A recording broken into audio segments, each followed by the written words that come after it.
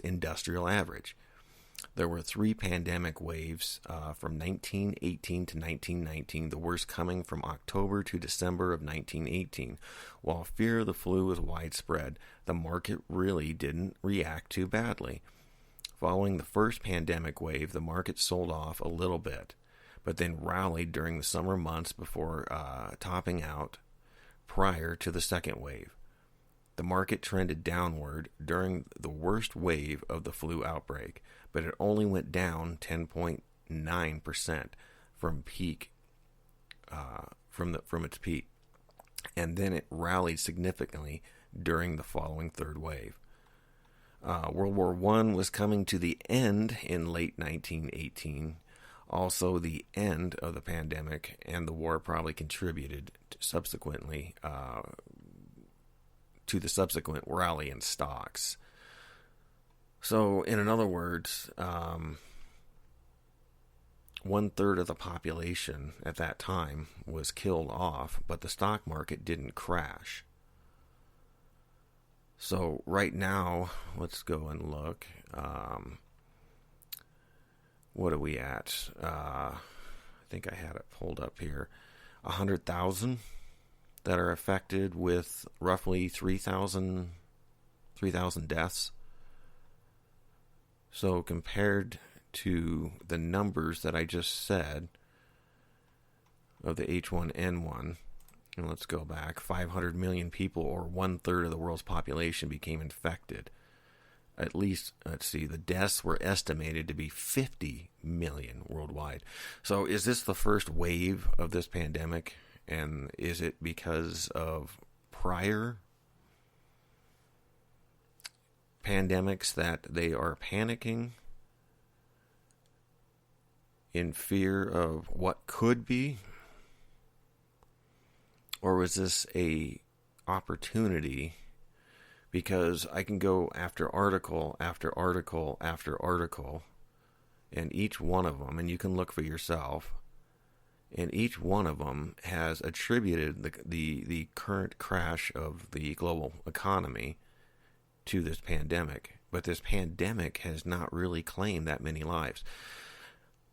Why am I saying it? Now, am I saying this, am I being cold-hearted? No, we're just looking at facts. I don't wish anyone to become sick and die. That's not the point of this. The point of this is looking at, statistically, this doesn't make any sense. Statistically, the economy should have dipped, and realistically, since we are being supplied by China, manufacturing wise, I would have expected to see this a dip in the market over time, with the possibility of rallying. But there again, I'm not saying I'm an expert in the economy whatsoever, but common sense, it just doesn't make sense. The market was literally rallying, but I know we did have some things coming, up that, would have caused a possible correction or downturn over time. I didn't expect the market to just dive so suddenly. So that part of it doesn't quite make sense to me. I was expecting just a little bit longer, more in the lines of possibly May to June of seeing more of a downturn in the market. I thought that with the manufacturing loss of China, that this would have taken a little more time, because we have other companies that other countries that manufacture a lot of goods for us as well. Now, China does export, 30% of the world, or 30% at least in the United States. So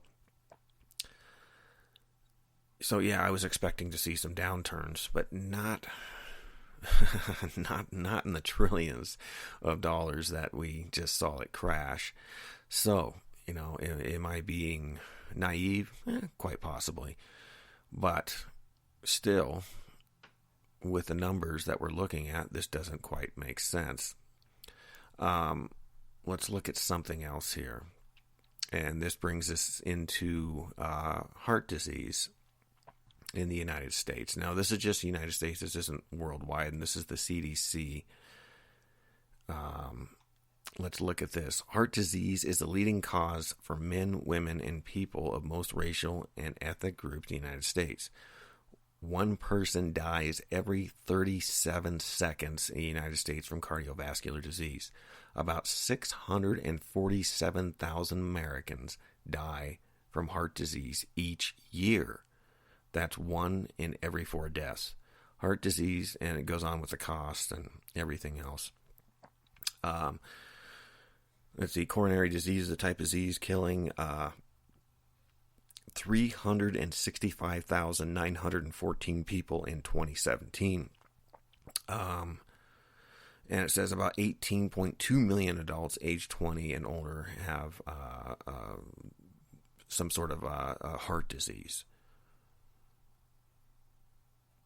Let's see, every year about 805,000 Americans have a heart attack.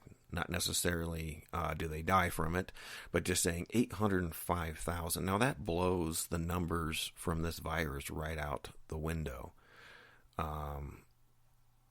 We're at 100,000,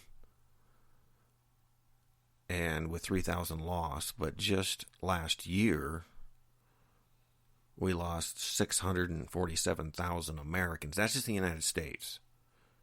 So once again, it doesn't make any sense. It doesn't make any sense with what the news is pumping out, that this coronavirus has caused the world economy to literally stand still. Let's look at one more thing here. And you can look up a lot of these statistics and judge for yourself. I'm just asking questions right now. This is car accidents. How many people die in car accidents each year? Every year, roughly 1.3 million people die in car accidents worldwide. An average of 3,287 deaths per day. So we haven't quit driving. Cancer, we could look that up if you wanted. But all these different things that are going on that cause deaths, and we haven't even gotten into war. We haven't even looked at, we could go back to Vietnam. What was it, 58,000 Americans, over 3 million Vietnamese in that time. World War II, you could look up the numbers there. All these different things that have happened.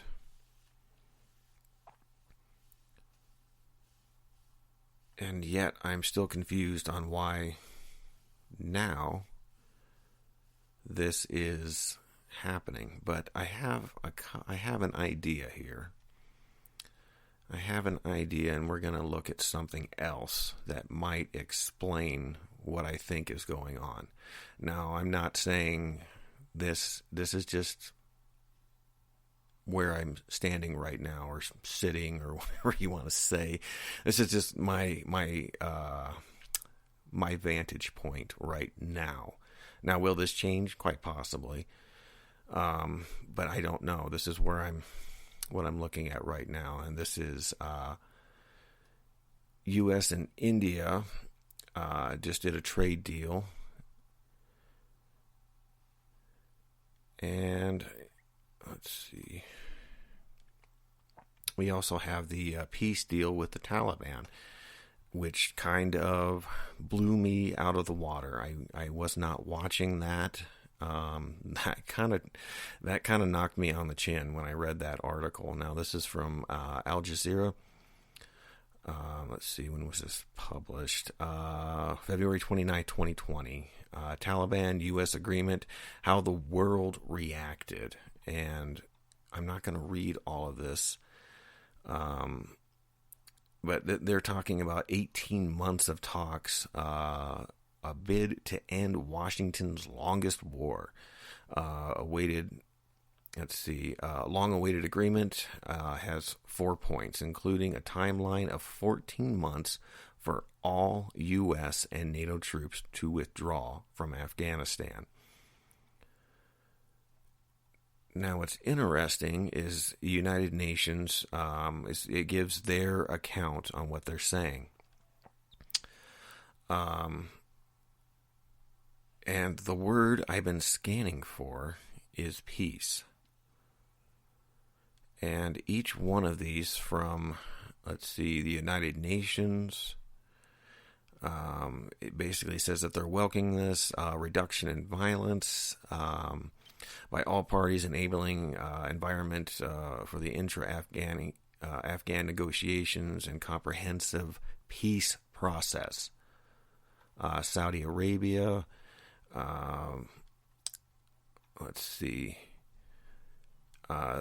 in a statement, Saudi Arabia's foreign minister said it hoped the agreement would lead to comprehensive and permanent ceasefire and nationwide peace in Afghanistan.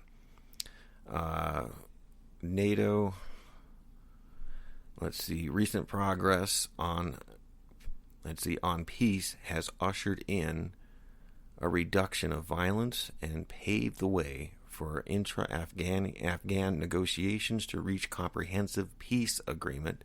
NATO allies said in a statement, "We call on the Taliban to embrace this opportunity for peace." Pakistan, well, what do you know? Oh, goodness. We welcome the Doha Accord signed between the United States and the Taliban. This is the start of a peace and reconciliation process to end decades of war and suffering of the Afghan people. I have always maintained that a peaceful solution, no matter how complex, is the only meaningful path to peace. Taliban.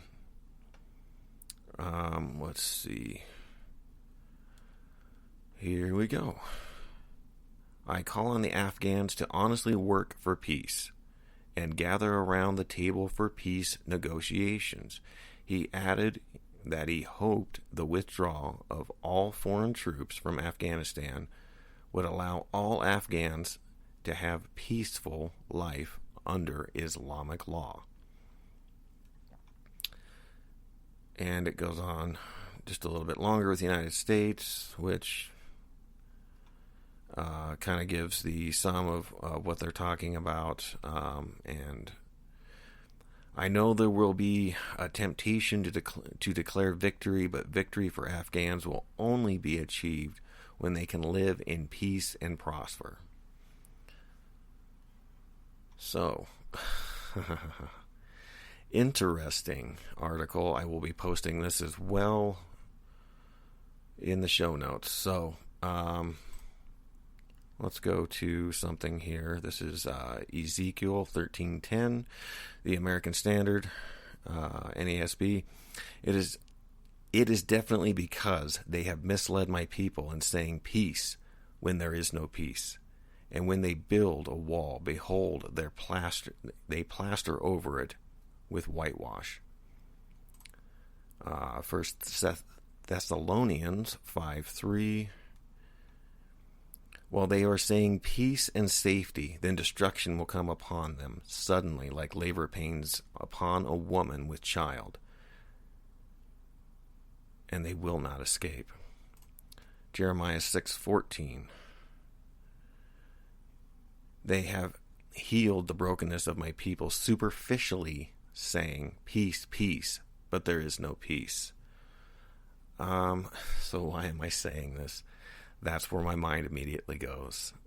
This doesn't feel right. What they're saying in the news, to me, in my opinion, I just can't shake it. It just doesn't feel right. You know, it feels like one of those deals that is too good to be true. It just feels like I can't say it. It just doesn't feel real. It feels superficial. It feels like Hollywood, Disneyland, whatever you want to come up with. You know, it's just what it feels like to me right now. It does not feel right. And I feel like I'm missing a couple pieces of this little puzzle here. And I'll be working on that and looking. So, why am I talking about this? Why am I reporting on